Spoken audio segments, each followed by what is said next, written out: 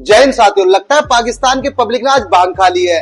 पाकिस्तान की पब्लिक का कहना यह है कि इंडिया और अमेरिका क्या है, पाकिस्तान के सामने कुछ भी नहीं है। असली सुपर पावर तो पाकिस्तान के पास है, क्योंकि पाकिस्तान के पास जज्बा है। पाकिस्तान चाहे तो एक कलमा पढ़ के दुनिया का राजा बन सकता है। आज की इनकी बातें आप सुनोगे तो हंसते हंसते लोटपोट हो जाओगे। वीडियो आखिर तक जरूर देखेगा, पूरा मजा आने वाला है। और यदि चैनल है पहली बार आए तो चैनल को सब्सक्राइब करना ना भूले। तो चलिए शुरू करते हैं आज की वीडियो। नहीं लगती, जब से हम पैदा हुए हम देख रहे हैं यार, इनके तो कोई वैसे पाकिस्तान में रह के खड़ा बात कर रहा हूँ, लेकिन फिर भी यार यहाँ पर रहने में वाकई मजा नहीं नहीं यहाँ पे बिल्कुल ही। मतलब कोई एक चीज बताएं, चले रेलवे को छोड़ के उसके अलावा कोई बता दें आप कि मतलब जो अच्छी हो यार। हम समझ में नहीं आती, मेरे तो बिल्कुल भी नहीं आती। तो सर इन चीजों के लिए काम किसने करना है? आवाम ने करना है। अवाम नहीं करना है, साथ हुकूमत भी थोड़ा साथ दे ना। अच्छा, हाँ। हुकूमत साथ नहीं दे रही, क्या साथ चाहिए जो इंडिया की हुकूमत दे रही है और यहाँ की हुकूमत नहीं दे रही? कैसे कैसे लोग रहते हैं यार यहाँ पर। अब आप एक बात बता दीजिए, कहीं पर भी अगर मेरे प्राइम मिनिस्टर ने अगर ये कहा है तो मैंने उनके सामने भी कहा और आज आपके सामने कह रहा हूं, मैं अपने प्राइम मिनिस्टर की तरफ से माफी मांग लूंगा अगर कभी कहा।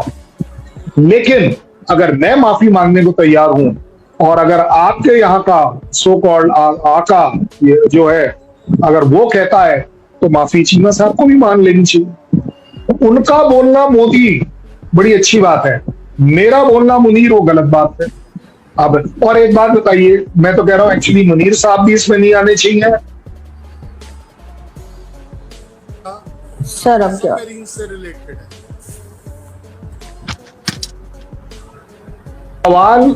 सवाल जो है वो सबमरीन का है, उसके बीच में मुनीर साहब को या मोदी साहब को लाने का सीधा सीधा मकसद होता है कि आप नफरतों की बात कर रहे हैं।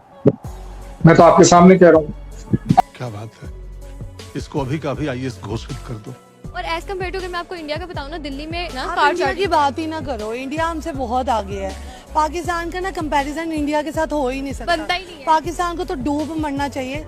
वाह दीदी वाह दीदी नहीं दीदी वाह दीदी। इंडिया ने कहा है कि 2030 तक वहाँ पे ना इलेक्ट्रिक कार और जो बाइक्स है ना वो 80% बन जाएंगी। कर लेगा, ऐसा ही वो है। कर लेगा, वो इंडिया जो कह रहा है वो कर लेगा। जलवा है हमारा। इंडिया भी अब उन कैटेगरी में आगे बढ़ चुका है, पाकिस्तान बहुत ज्यादा नीचे है।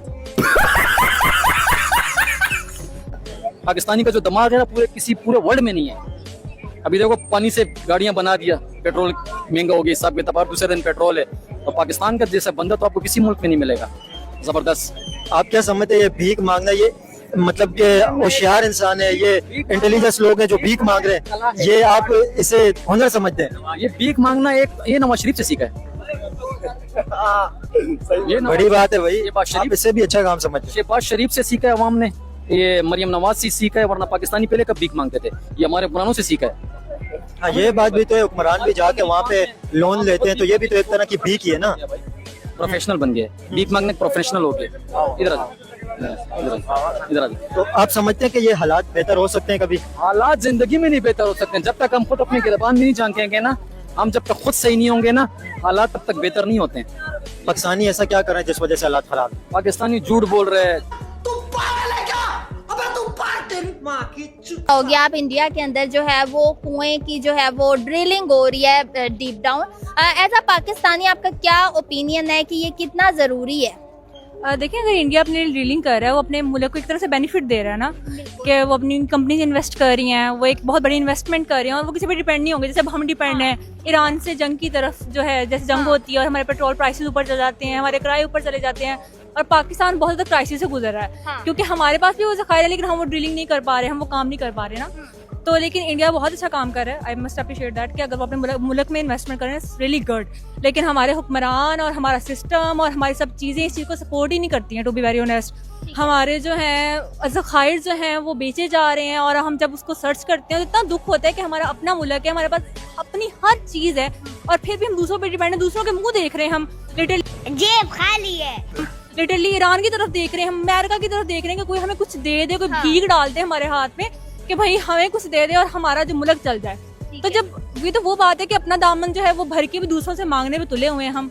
यानी कि आपको लग रहा है कि हमारे पास में बहुत कुछ है लेकिन हम जो है वो दूसरी कंट्रीज को बिल्कुल हम दूसरों पे डिपेंड है और जो कि बहुत जुल्म है। इस मुल्क का निजाम नहीं ना बदलेगा तो कुछ भी नहीं बदलेगा। सबसे पहले निजाम बदलिए फिर ये मुल्क बदल जाएगा। क्या निजाम का ऐसा डिफरेंस है जो इंडिया के अंदर है कि वहाँ पे जो है वो पेट्रोल या ऑयल प्राइसेस की बात जो करप्ट हुक्मरान है ना ये इस मुल्क से चले जाए ना अच्छा, तो चले जाए इस मुल्क से, इस मुल्क को छोड़ का जो हमने बहुत सह लिया है अल्लाह के नाम पे छोड़ के ना इस मुल्क को चले जाएं और हमें अपने हाल पे जो है वो रहने दें और देखना इस ये कौम कैसे उभर के सामने आती है। ये सब अब भी चल रहा है क्या? अबे मुझे क्या पता, मुझसे पूछी जा रही है बार बार।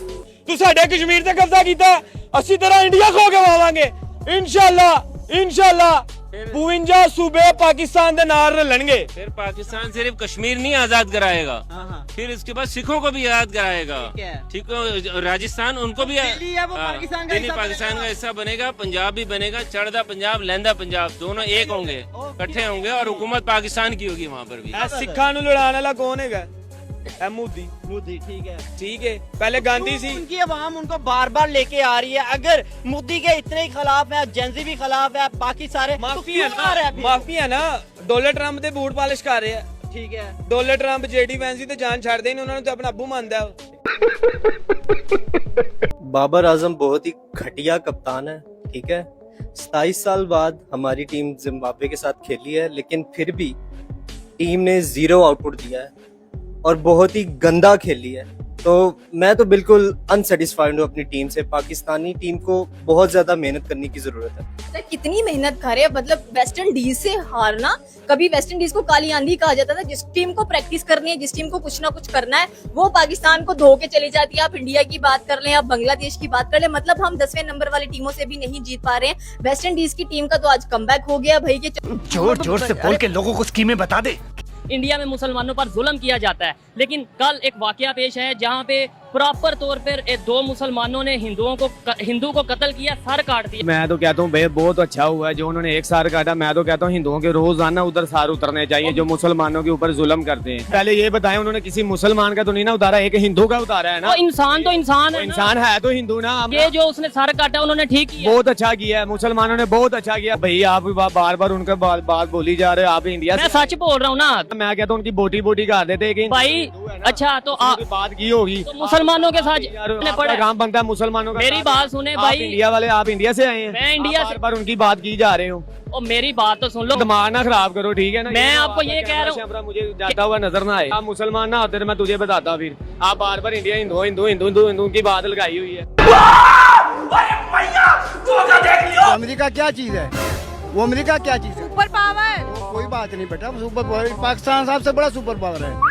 पाकिस्तानी फौज जो है ना दुनिया की सबसे बेहतरीन फौज है और पाकिस्तान बेहतरीन ताकतवर मुल्क है इंशाल्लाह। हमको तो लगता है साहब जी कि आपका भी मेंटल ट्रीटमेंट करवाने का जरूरत है। क्या जो थोड़ी बहुत माशियत की कमी हो गई है तो कोई नहीं है, इंशाल्लाह ये 6 माह के अंदर तो ठीक हो जाएगी। 6 माह के अंदर हमारी इकोनॉमी ठीक हो जाएगी इंशाल्लाह। वो अल्लाह दुआ है, ये शबाज शरीफ करेगा इंशाल्लाह।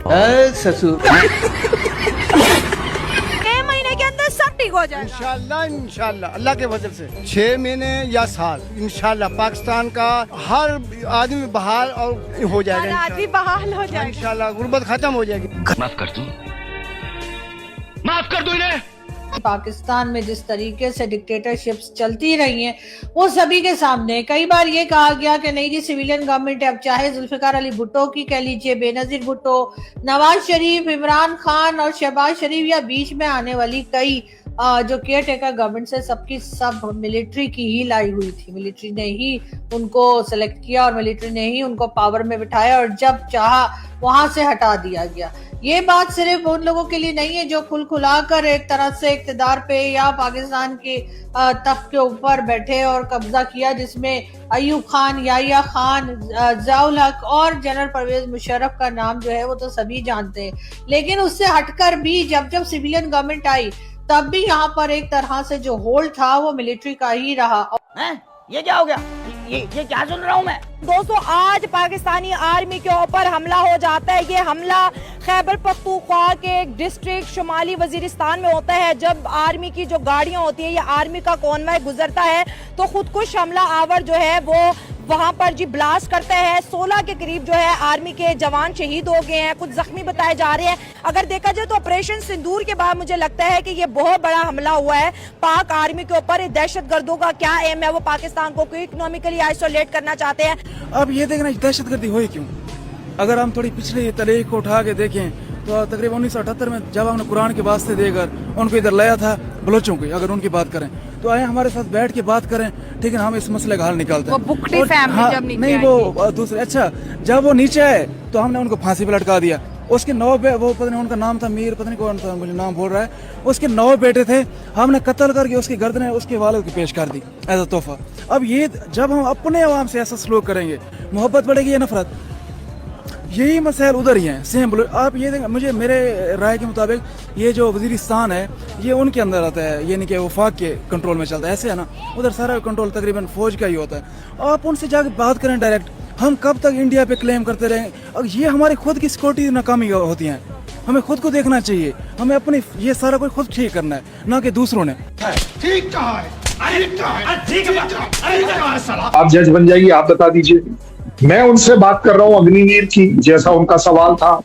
वो बात कर रहे हैं कि आपकी जो सरकार है वो उन्हें निकाल रही है। तो आपको कैसे पता चलता है कि निकल? मैंने उन्हें करेक्ट किया, मैंने कहा जनाब आप अगर आप उनका वो फिर सुन लें, मैंने उनकी हौसला अफजाई नॉलेज के लिए कहा कि जनाब आप जो बोल रहे हैं कि 1 या 2 सबमरीन, वो 1 या 2 नहीं है, वो 4 हैं। मैं तो आपकी नॉलेज बढ़ा रहा हूं। मैं तो सवाल पूछ रहा हूं कि वो न्यूक्लियर सबमरीन से आप डरे हुए हैं या जो नेक्स्ट सीरीज की S5 वाली सबमरीन आने वाली हैं उससे डरे हुए? मतलब आप अगर चाहें तो जहाज हवा में उड़ा दीजिए, सफरों में उड़ा लीजिए। मैं अपनी जो सबमरीन जमीन पर उतरी है, जिसके ऊपर आपने सवाल पूछा है, मैं उसको जवाब ना दूं तो ये तो गलत बात है ना। लेकिन सर वैसे एक बात बता दूं, वैसे आपको एक बात बता दूं, मुझे अपने घर जाना है। अस्सलाम वालेकुम। वालेकुम अस्सलाम। अच्छा, क्या कहना चाहेंगे सिद्रा, आप जिस तरीके से इंडिया अपने रेलवे स्ट्रक्चर को जितना सीरियस ले चुका है और दूसरे नंबर पे आ गया इलेक्ट्रीफाई रेलवे नेटवर्क पे? देखें, बात सिंपल सी इतनी सी है कि आपने बात किया है कि भारत अपनी ट्रेन की जो सिस्टम है, एक नेटवर्क है, उसको और कितना स्ट्रॉन्ग करेगा, उसका और कितना कह लें कि इसको डेवलप करेगा, तो वो उनकी रिक्वायरमेंट है, वो उनकी ज़रूरत है। क्योंकि 90% जो इंडिया की पॉपुलेशन है वो ट्रेन पर डिपेंड करती है। अपने कह लें कि जो रोज़गार पर जाने के तरीके हैं वो ट्रेन के थ्रू ही वो जाते हुए दिखाई देते हैं। ठीक है, बहुत कम ऐसे लोग होंगे जो कहते हैं कि हम बाय बस चले जाएं या रिक्शा ले लें या ये कर लें या वो कर लें। तो आप देखें कि अभी वहाँ पर 9 बजते हैं तो ऐसे लोग आते हैं कि आप दंग रह जाते हो कि इतनी आबादी है जो कि ट्रेन से सफर। रो नहीं रहा हूँ मैं, खुशी में मेरे आंसू निकल रहे हैं। क्या कहना चाहेंगे पाकिस्तान की परफॉर्मेंस के हवाले से? इस बात से मुझे सारा कुछ पता है, मुझे सारा कुछ पता है। इन्होंने हमारे दिमाग के साथ खेला है, इन्होंने सर फिर पागल हो गया। आप क्या कहना चाहेंगे भाई को? मुझे लगता है अपना दिल तो आदम खो बैठे हैं। तो आप माइंड नहीं करना, पाकिस्तान से माइंड, हम हमारे पास माइंड रहा है।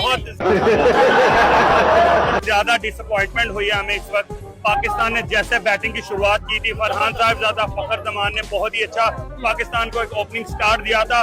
हम उनको कहते हैं कि राफेल गिर गए उनके, अगर देखा जाए तो उनके राफेल की तरह हमारी विकेटें भी एक एक करके गिरती गई हैं और हमारा दिल साथ साथ टूटता गया और बहुत ही ज्यादा डिसअपॉइंटमेंट है। तो उम्मीद है आप क्या कहना चाहेंगे? जैसे हारिस रऊफ आउट हुए हैं और बुमराह का इशारा शायद आपने देखा होगा, उन्होंने उन्होंने मतलब जहाज आज उन्होंने कराया या हमने कराया? वो उन्होंने उनके ख्याल से उन्होंने राउफ से बदला ले लिया, जो राउफ ने ऐसे इशारे किया। कैसे कैसे लोग रहते हैं यार यहाँ पर। हमले पाकिस्तान के अंदर हो रहे हैं।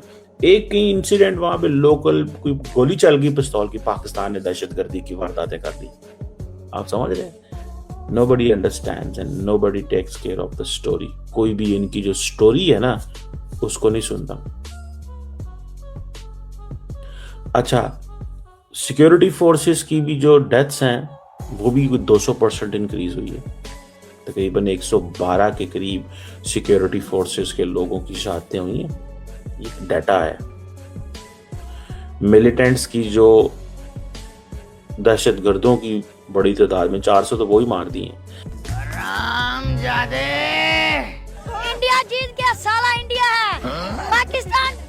मार के हमको दुख हो रहा सुन के। पाकिस्तान क्यों हारा ये तुम्हें पता नहीं चला? ये नहीं पता यार। इंडिया की तैयारी अच्छी है तो वो जीत गया, पाकिस्तान की नहीं तैयारी थी। हाँ जी, वो कुत्तों की तैयारी अच्छी है, हमारे पाकिस्तान ने क्यों नहीं तैयारी की? वो कहाँ थे? मैं तो बस यही कहना चाहता हूँ, बस इंडिया के साथ इनका मैच है ही ना, क्योंकि इंडिया से ये जीत सकते ही नहीं है। बात तो सही है। जितने भी मैच है इंडिया से ये बुरे तरीके से हारे। कभी उन्होंने अच्छा परफॉर्मेंस दिखाया नहीं, खास करके इंडिया के साथ। छोटी छोटी टीमों से ये जीत जाते हैं, लेकिन इंडिया की जब बारी आती है, जब सब इंडिया के बारी ये ऐसे फुस होते हैं गुब्बारे से। ये यंग टीम बनाई है पाकिस्तान की, ये यंग टीम है, बिल्कुल इतनी घटिया टीम है ना ये बात कौन है ये लोग, कहाँ से आते हैं? भाइयों उम्मीद करते हैं हमारी आज की वीडियो भी आपको हर बार की तरह जरूर पसंद आई होगी। और भाइयों हर बार की तरह हमारी आज की वीडियो में आपको सबसे फनी या सबसे इंटरेस्टिंग क्लिप्स कौन सी लगी, कृपया कमेंट करके उसके बारे में जरूर बताइएगा। और भाइयों यदि आप चाहते हैं कि हम आपके लिए किसी नए टॉपिक के वीडियो लेकर आए तो जल्दी से आप उस टॉपिक का नाम भी कमेंट करके बता सकते हैं। तो भाइयों आज की वीडियो देखने के लिए धन्यवाद। कल फिर मिलते हैं एक नई वीडियो के साथ। जय हिंद, जय भारत, वंदे मातरम।